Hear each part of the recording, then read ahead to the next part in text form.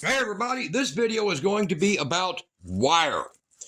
A lot of people are missing the point about wire, and we're going to explain the wire in detail and why we're doing it in this video.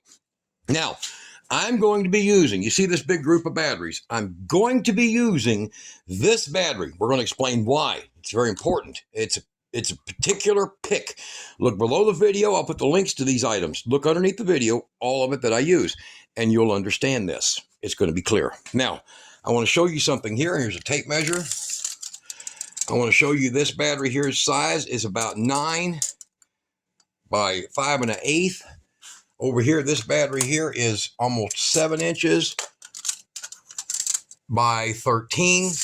And there's a reason that we're doing this, and you'll understand it clearly, I hope, as we get more into it. So let's head into the whole program about why we're making this. All right, let's go.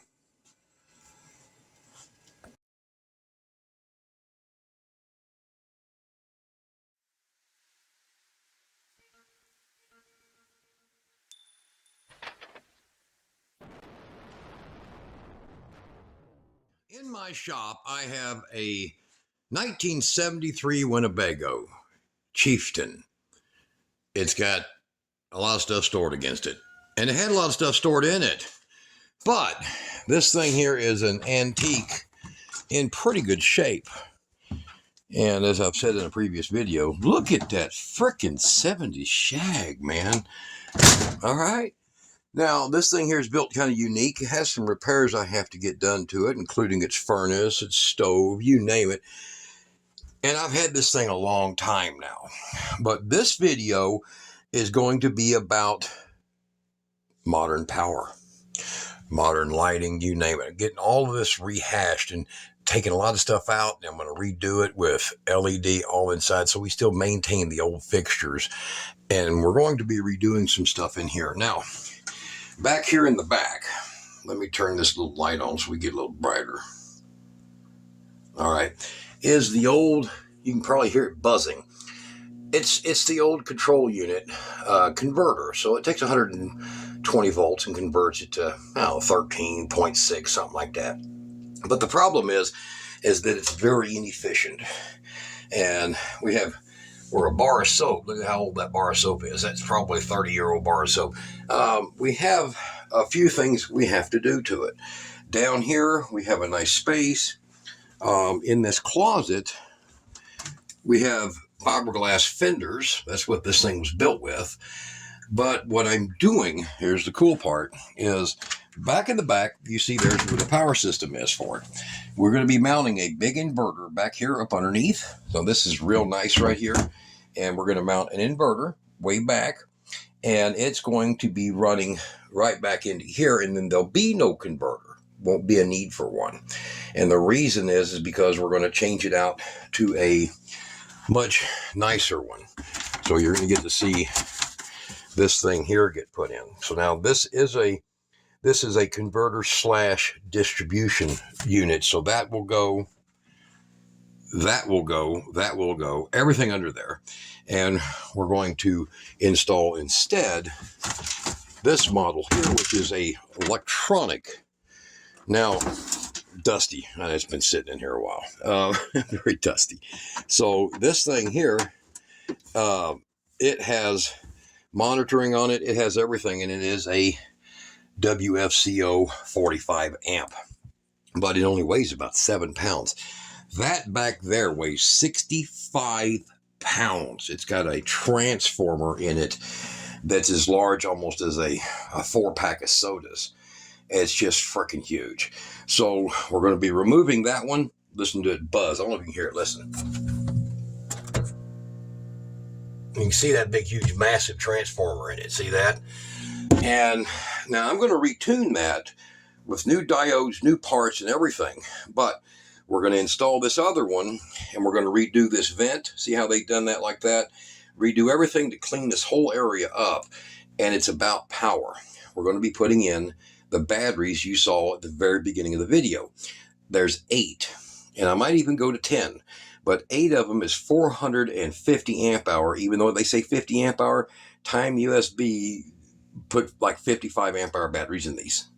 And I've tested them, every one of them so far, perfect.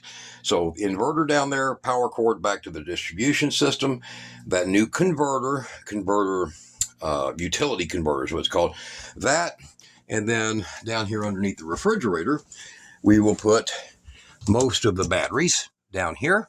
And see, there's a very old, what is that now? There's a very old amplifier sitting down there, big heavy thing. So a lot of batteries down here. There's the fiberglass fender right there, and you can see that we've got lots of room, but we only have room. It's not deep enough for a 100 amp hour battery, and it's barely deep enough to put the 50s in here.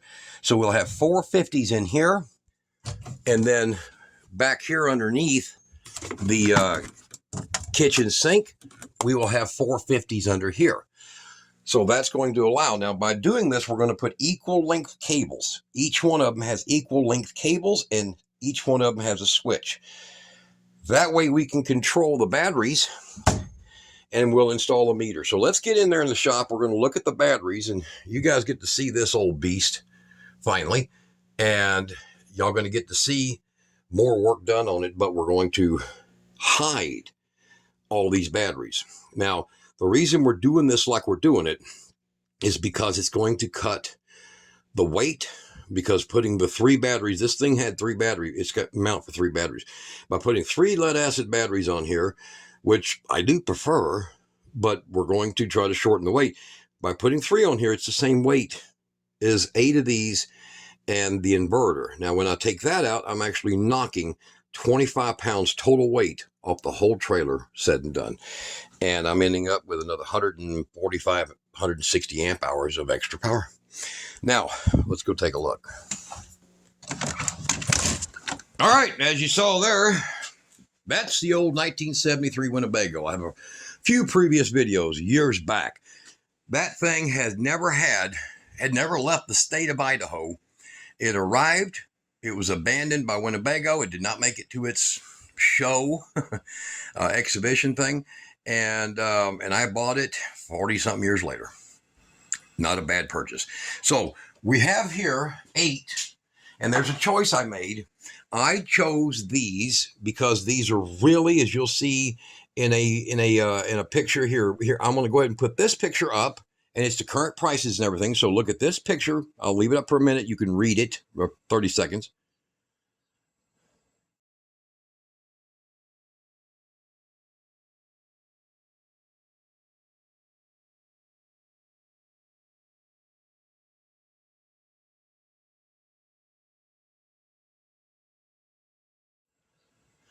All right, so you see that, and each one of these has 55 amp hour cells in them. Now, it's this style. So if you go to the link below the video and you click and you go like, I don't know what I'm saying. Look at this style, There's another one that's more expensive that has 52 amp hour battery. And it can't do what these can do. These can work in teams of 2 each time to make a total of 110 plus amp hour battery. And they're only like $140 a piece. The best thing is, I'll show you right here. We're going to grab one and run in there, is I'm going to show you how well they fit. Okay.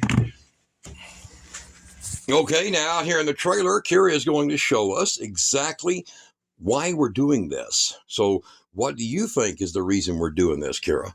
Well, it stays inside the trailer so that the batteries do not become negatively affected by the cold, of course. And the wires, so they don't have to run up all the way to the front of the trailer. I mean, the wires are crazy. So and, price of wire is expensive. So I mean, you do spend wire running it individually, but it's only 6 gauge. I mean, you can buy THHN wire in a 100-foot roll. That these are only going to be 6.5-foot runs. So I mean, you've got plenty out of that roll to run that and run your heavy gauge for your RV's lights and stuff. Yeah, exactly. And after that trip down to Texas, where our We had a big black battery that was like up at the front of the trailer. We only had it there temporarily. After that went missing. Yeah, it was stolen. So that's a big reason. The number one reason that I'm doing this, now I could put them underneath over here under the couch part, but there's a big water tank, a much bigger water tank going in. Yeah. And we could do that. We're not going to do that. So this is the axle area, and we're putting batteries pretty much over the axle, and we're reducing a massive amount of weight. Said and done when it's over with. The coolest part about it is when these batteries run back there to that converter, the new one, when they run back there, it won't know any different. Yeah. It'll still think it's getting it from wherever you had your original battery, because we're just going to basically kill that. We're going to continue to use the truck's power system, but the reason we're using that one right there is because from your truck, when the power comes in, it wants to charge lead acid. Your alternator does, but this thing up here, that'll help save that problem. So, all right, so show them how it fits in there.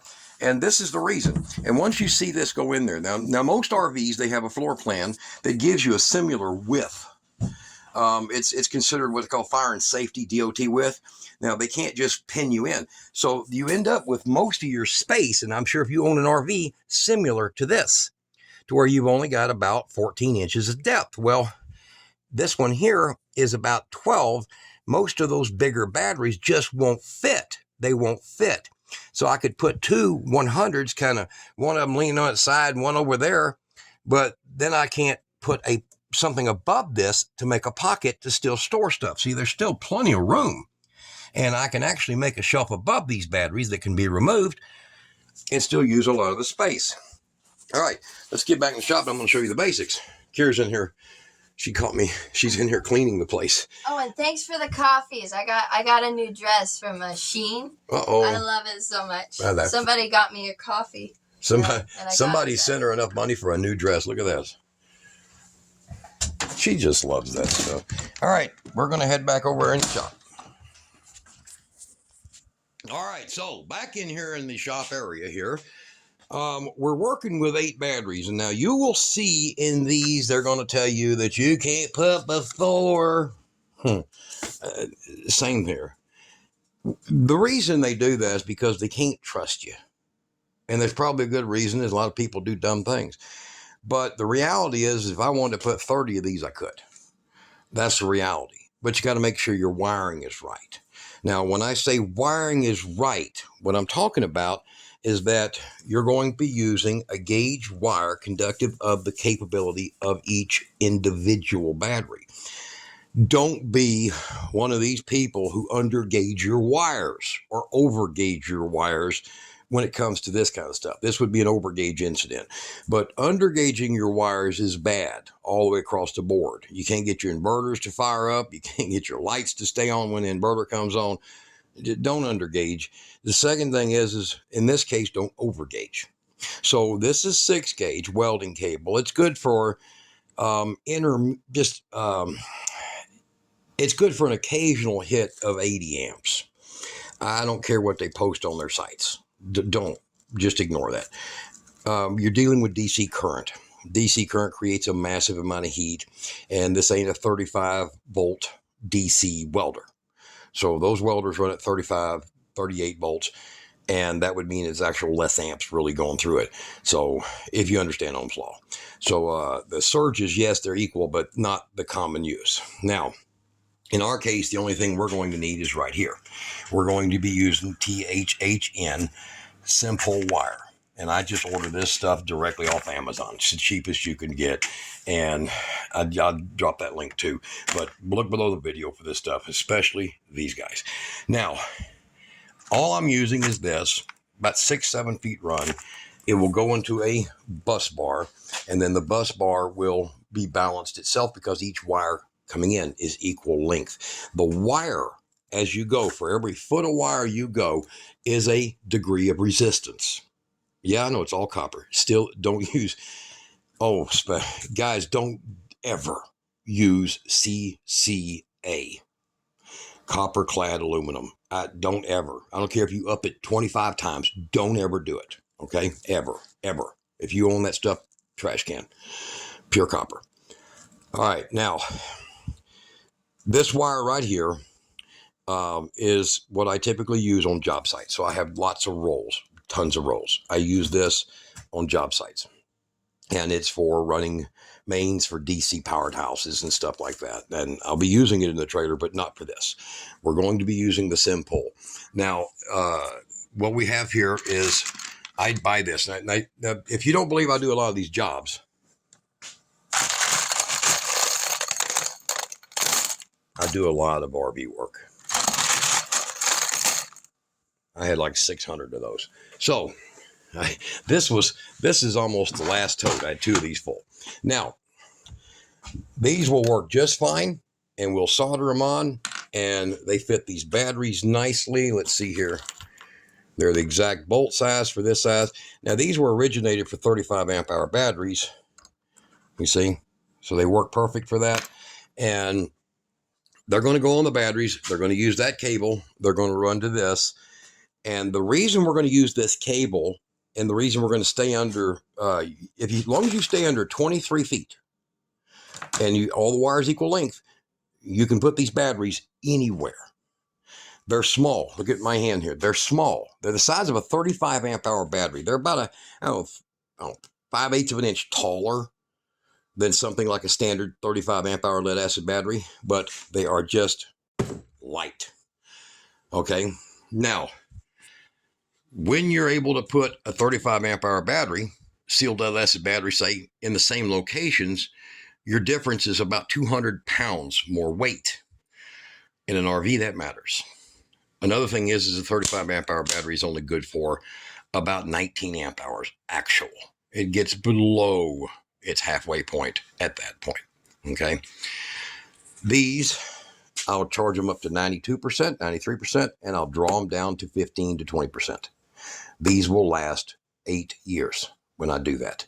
This thing here has a monster BMS in it. That's why the height is a little more. It's huge. The BMS in this thing is, I was shocked. Okay. I actually got to see the parts, the replacement part for one of these if I wanted to order one. The BMS is freaking massive in this thing. It's almost as big as one in a 100 amp hour battery. But, and the fact it's got 18 FETs, I didn't expect more than it to have but 9 or 10, but 10, 5 on each side. It had 18. So I have more trust in this because they overkilled it. The battery's really 55 amp hour. And you can look, you can read the spec. It's really 55 amp hour, but they show in the specs it's only 640. It's more like 750. And they show that its charging ability is 14.4 volts. Now that for me was the money right there. The 14.4, not 14.1, not 14.6 like a lead acid. It is the bottom end of lead acid. So lead acid, you charge 14.5 to 14.6. This one here is at 14.4. It's at the bottom end of lead acid, which means that my solar controllers will not get as hot running. Okay, that's important. I don't want 14.1 or 2. Now this one's a 14.4 too. These Redodos are Zoom's batteries. They're really, I gotta hate when they did that. They should have just sued backwards for, Zoom's communications or Zoom talk. They should have just backwards sued them because I think that name was older than that web thing, Zoom. So they just didn't. But this battery is a excellent choice for placing it in multiple places. And then by running this equal length, remember that. That's your positive and your negative. So if you place this battery, say 14 feet underneath the sofa, and you put 6 of them under there, do not connect each other. Run them all the same length, 24 feet. This is not that expensive. Run them all that length back to a bus bar, to a main. Every one of them. And what that does is as the power is drawn from here, it draws the same level point of resistance back against every wire. So this battery is capable of producing a 50 amp draw.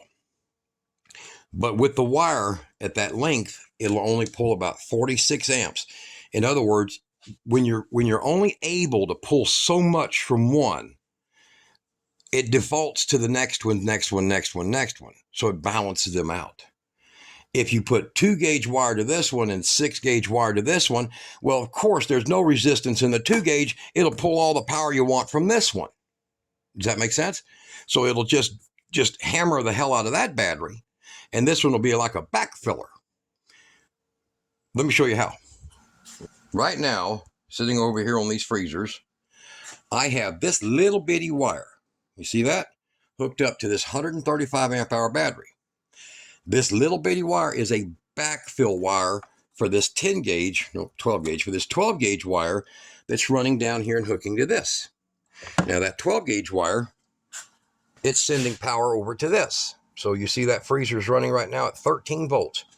So I've got two lithium batteries. I've got the Uniwix battery connected to the Digimarker battery, but I didn't want to pull.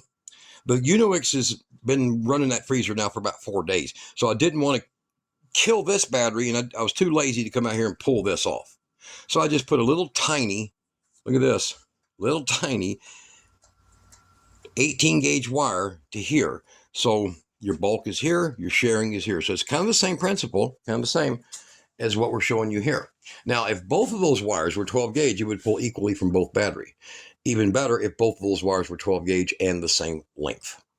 Now, every bit of this wire, if I took the end of this wire here and I put a multimeter on it, and I took the end of this wire here and I put a multimeter on it, the ohm rating of this wire would change the shorter I cut and tested. So as you go, you will use the same identical length.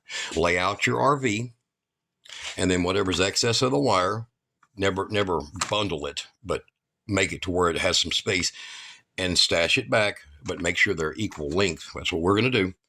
That's what works. And then each one of these batteries will get 40 something amps at max drawn from them. So if you're talking 450 amp hour for this group, then you're literally talking about 400 amp draw. Now, the inverter going on here is only a 3,000 watt, and it'll only pull 282 amps. So now you see how this works. Now, of course, the inverter will connect into here with a large 1-aught wire and only be about 1.5 feet away. The power here will go back in 6 gauge. So you'll have one set that'll come in 1 bolt. So you have 4 bolts on your positive, 4 bolts. Cut it down on this end, 4 bolts over here. And then you have your larger lug for your inverter. And then you'll have 2 little small ones that'll come off of here, and they'll go to your fuse box for your lights and all that. And one that'll go to a breaker for your refrigerator. And there you go. Your RV's done. So I'm going to show you all of this in video 2. And I'm going to show you how to make your holes. You see this right here? You're able to put a 1/4 inch bolt, and there's even one that is a 3/16 self-tapper, just like this. And this is what I use. I don't even worry about a tap, because this actually makes a cleaner tap. I drill a 7/32 hole, and I shoot this deck bolt. It is for semi-trucks and trailers deck bolt, and it threads it, pull it back out, hit 3 or 4 of them, and by then it gets a little too much copper on it. You see that one's been used. And when it does, I throw it over here and I use it on a project somewhere else. So probably about 3 bolts that aren't damaged, but they're just gummed with copper. 3 bolts, get all my taps done, put 1/4 inch bolts in it, and then I could also make me 2 holes for a standoff, and standoffs are easy. Just a piece of 1/2 inch PVC and put it between it, put a rubber washered insulator on it or a grommet, and insulate and stand it off. This is not a hard job to do. The reason we're going to have video 2 is because I want to show you it in action. So stay tuned. Hit the little thing over here, subscribe. Well, over there somewhere, right there. Subscribe, and I'll put a video up there somewhere of that Winnebago in the past. Y'all can go look at it, and you can see what I'm doing. So we want this to be bulletproof. Okay, we've even got a Tectonics air conditioner, since it's basically a 2-piece unit inside of 1 box. We're going to mount on that air conditioner. You'll see in my video about 20 of them back. My videos, 20 back. That'll show you that AC unit. It only runs on about 500 watts. It's 8,300 BTU. It's amazing. So we're going to be installing that instead of a roof unit that pulls 15 amps. We don't need that. So the way we're going to install it's going to be kind of unique. You'll get to see that too in a video, and you'll see how we make those things work. So all of this, stay tuned. We're going to get more in depth, but if you're wanting your RV batteries and you want a higher grade, better quality, there you go. Absolutely. Put them where they're safe, put them where they can't be stolen, wire them equally, and you're going to have, you can put up to 10 of these. My test so far has been 10. The reason that I have all this information now is I've already done this job in a triple axle Avion, a big trailer for a guy, and we used 10 in his. So he had about 565 amps. So y'all take a look and stay tuned. We'll be back and finish this job.